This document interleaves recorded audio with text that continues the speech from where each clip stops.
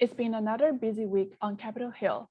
Senate Democrats passed a $3.5 trillion budget resolution that will expand public education by 4 years and make other critical investments in schools. Shortly before that, the Senate also passed a $1 trillion bipartisan infrastructure bill that includes funding for broadband access. We'll also cover the Biden administration's efforts to support safe school reopening and new guidance from the Department of Education on maintenance of equity as they continue to approve and monitor state plans to spend the American Rescue Plan Act funds.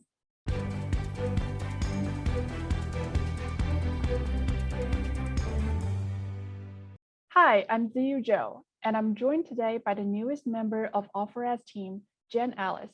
Welcome to Federal Flash, Jen. Why don't you kick things off with the latest on the spending package making its way through Congress?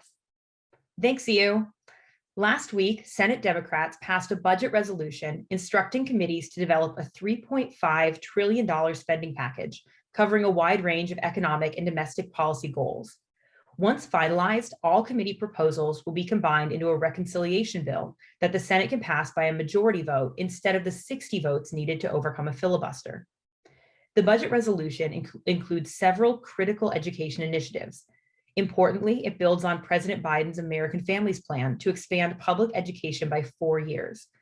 As we discussed on a previous Federal Flash, the plan would invest hundreds of millions of dollars to create universal pre-K for all 3- and 4-year-olds. In addition, the Senate Help Committee will develop a plan to provide free community college for 2 years through a new state-federal partnership. All4Ed, along with other education and civil rights organizations, urged the Help Committee to include debt-free college pathways for students who take college courses while in high school. Otherwise, the legislation may unintentionally discourage students from participating in dual enrollment programs that could cost money, while 2 years of community college would be free. As our president and CEO, Deborah Delisle, put it, quote, "As we expand community college, we must ensure college completion, not just enrollment, remains the goal." The reconciliation bill also extends the child tax credit passed as part of the American Rescue Plan, increases the maximum Pell Grant award, provides funding for HBCUs and other minority-serving institutions, and invests in school infrastructure.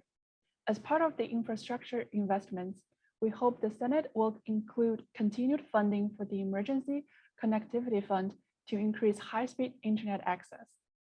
As we've covered in prior episodes, this program is critical to addressing learning loss and closing the homework gap. Senate committees have until September the 15th to write their respective portions of the bill, and all 50 Democratic senators will need to support the reconciliation package for it to pass and be sent to the House of Representatives. Just before senators began voting on amendments to the budget resolution, they passed a bipartisan $1 trillion infrastructure bill, with 19 Republicans joining the 50 Democrats in support. Although the bill focuses on hard infrastructure like roads and bridges, it nevertheless provides needed investments in education. This includes $15 billion to remove lead pipes from schools and ensure students have clean drinking water, and $5 billion to upgrade school buses to clean energy models. The bill makes even larger investments in broadband. First, there's $42 billion to expand high-speed internet to areas without connectivity. States will receive funding based on the scope of the digital divide, with funds set aside for high-cost areas. The bill also addresses broadband affordability by expanding the emergency broadband benefit by $14 billion and opening it to those earning up to 200% of the federal poverty line. As a reminder, the program, first funded in last December's COVID relief package, provides eligible households with discounts in purchasing broadband services, as well as a computer or tablet.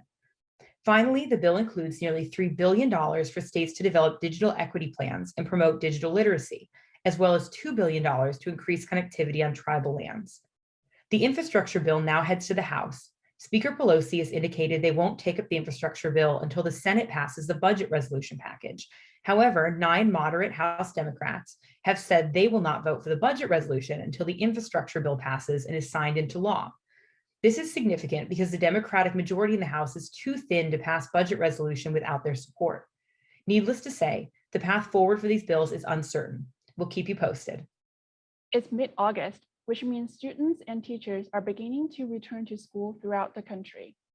As schools reopen amid a COVID resurgence due to the Delta variant, the CDC updated its guidance to again recommend universal indoor masking for all students and staff, regardless of vaccination status.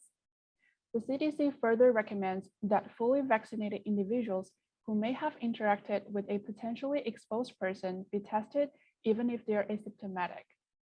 As states and districts across the country make decisions about COVID-19 safety protocols as part of their reopening plans, some, like California, are requiring vaccines for teachers, a policy supported by the nation's largest teachers union, the NEA.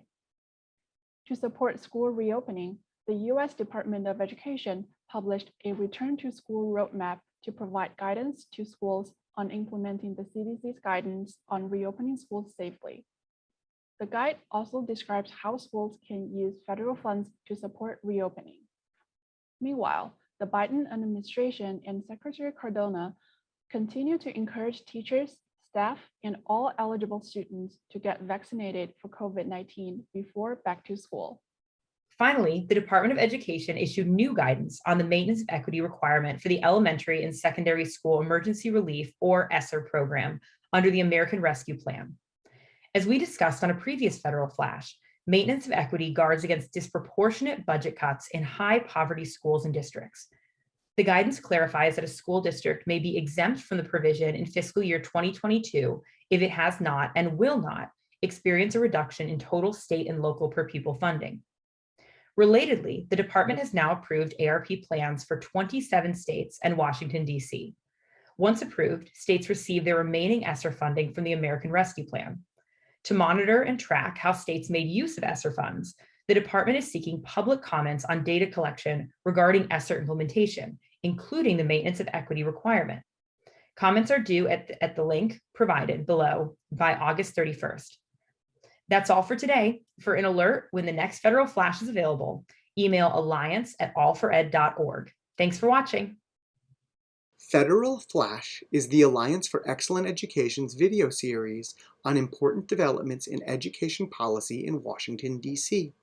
Watch online at allfored.org/Federal Flash, subscribe to our YouTube channel, or listen to Federal Flash wherever you get your podcasts.